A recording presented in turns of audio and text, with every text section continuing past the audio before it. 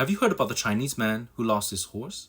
Long ago, near the northern border of ancient China, lived an old fortune teller everyone called Sai Weng. One morning, Sai Weng's son discovered that their only horse had slipped through the gate and bolted towards the borderlands, home to a fierce tribe. The villagers crowded the yard with sad faces. "We heard what happened. It's such bad luck," one villager said. Sai Weng held his pipe, and he answered slowly and calmly, "This might not be a bad thing." Puzzled, the villagers went home. At dawn the very next day, their courtyard shook with hoofbeats. Sai Weng and his son rushed outside, and there it was, his own horse at the fence, and beside it, a magnificent white stallion, the prize breed of the tribe beyond the border.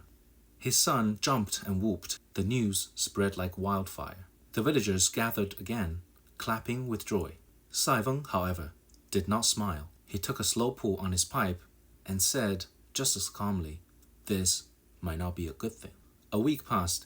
Sai Weng's son rode the white stallion every day. One day, a snake appeared from the grass. The stallion reared in fear, and the son was flung through the air and struck a rock. The crack of bone sounded like a stick of dry bamboo. The neighbors arrived with broth and pity. Sai Weng's son clenched his jaw and muttered under his breath from the insufferable pain. Sai Weng sat by his son. "This might not be a bad thing," he said. A few months later, the border tribe declared war. Every able-bodied young man in the village was drafted to defend the border. Sai Weng's son, limping on his mended leg, was not drafted. A week after the soldiers left, word came back like a winter's wind.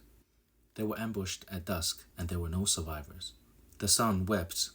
He had lost all his friends. Sai Weng stood silently, gazing into the distance. People said Sai Weng could see the future. He shook his head. "I practice waiting," he told them. Disaster and fortune are never what they seem at first glance. Thousands of years passed, and this tale became a famous Chinese idiom. It reminds us not to overreact to momentary gains and losses. Don't gloat in fortune, and don't despair in hardship. Let time finish the sentence before we decide the meaning it carries. So, which Chinese idiom, you might ask? 塞翁失马